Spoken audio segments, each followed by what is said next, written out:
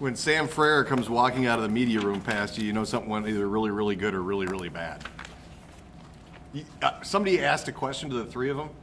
Yep. Any of you could take this? Did you really think Sam wasn't going to? You might as well just said Sam answer this. Well, I was just throwing it out there for any of them. Well, you pounced on it. I heard it. Anytime you can hold a team to 37 points, it's positive. I liked our guys' approach to the game tonight. I thought they came out with the appropriate reaction after coming off a loss. I thought they kept their composure. They continued to play hard. I haven't practiced a whole lot of halftime speeches for up 28, so kind of made one up on the fly, and it's a good problem to have. Of a lot of the positives that happened tonight, I think probably the largest in my mind was how we were able to maybe shield our players from 38 minutes at a couple positions. And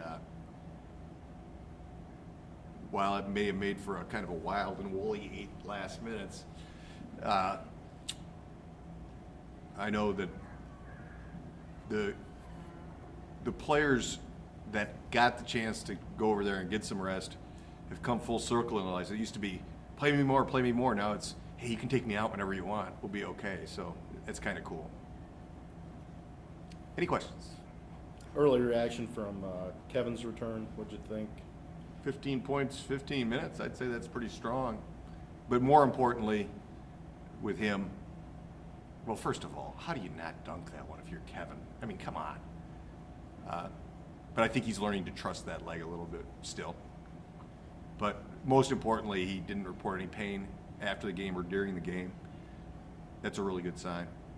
That brace that he's wearing, I think he's got faith in that, and now he's just got to continue to get faith in the fact that he's not going to break in half with this injury. It's going to be fine. Easy for me to say. I'm not hurt.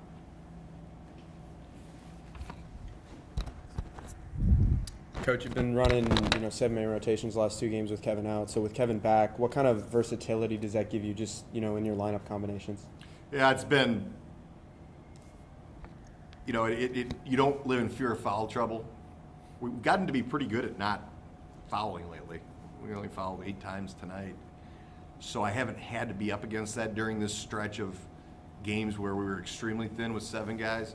But anytime Gavin or Doug would pick one up early in the game, I'd immediately be like, oh boy, what you don't want to have is be stuck in a small lineup for 12 minutes with no choice. That's what you didn't want. We were able to avoid that. With Kevin, you go back to a little bit, well, just go play the game, and we could be a little bit more aggressive with it defensively. Did you leave last year a little bit to get to that 20-point mark? He begged to go back in is what he did. I was one player short of being able just to ride it out the way I wanted to ride it out. So, I mean, yes and no. It was more because he's the healthiest of the bunch, and more because he just never seems to get injured. And with the group we had out there, I thought if anything we probably lacked a little scoring punch at that point. He's been on fire. So yes and no. I mean, in the grand scheme of things, if we would have had maybe one more player on the bench to put in there, I probably would have just left him out. But since I had to put somebody back in, I'm looking at Jordy. I already got Gavin icing. Go nuts. Get a couple of chucks up there. See if you can get to 20. The Cal Ripken-like string has ended at 2. It's 3. 3? Yeah.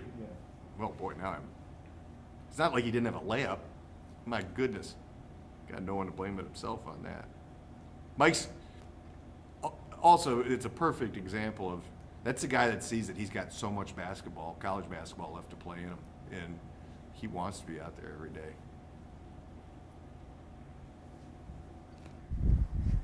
You might have given this update earlier already, but with Vanderplas and Guerreri, is there an update on when they're possibly going to be coming back to practice at least? Both of them are in situations where you're just looking at when their strength is such that we can trust them to go out there and play.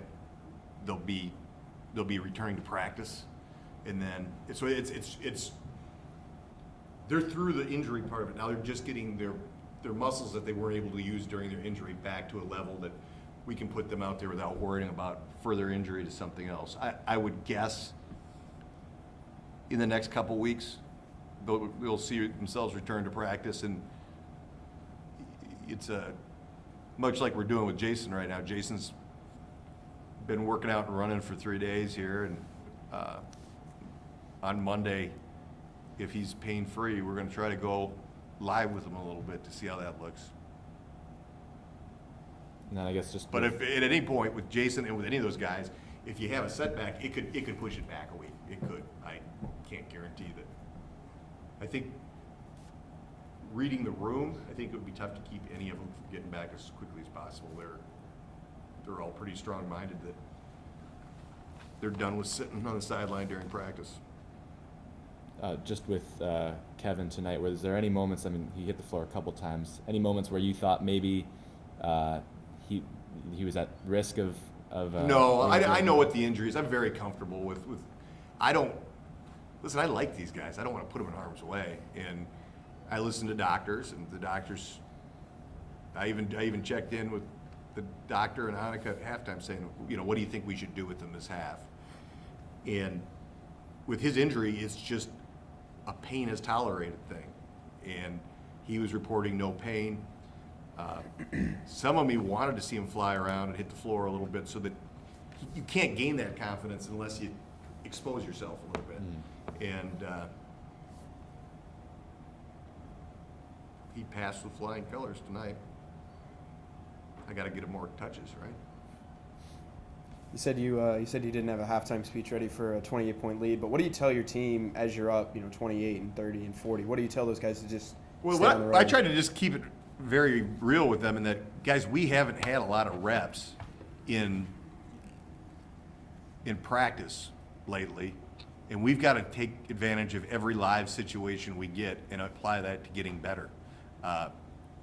We haven't had many times where we've been able to go 5-on-5 for any extended amount of time in practice. So,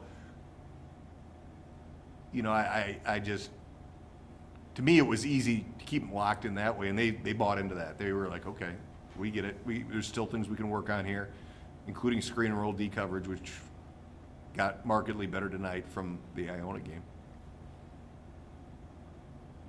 We all see how the players react when those guys at the end of your bench get in the ball games. How do coaches deal with that last 3.5 minutes of a ball game when it's out of reach? And I told them the game was 0-0. You guys are playing against a Division I team. See who wins. And they won tonight. They won 8-4, I believe. But, the first couple possessions I got out there, they're clearly all trying to make sure they all got a shot off. And don't play that way. It'll happen for you.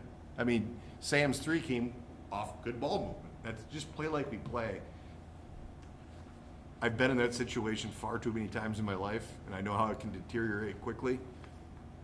But I also challenged them by saying, all right, it's on you guys to hold these guys under 40.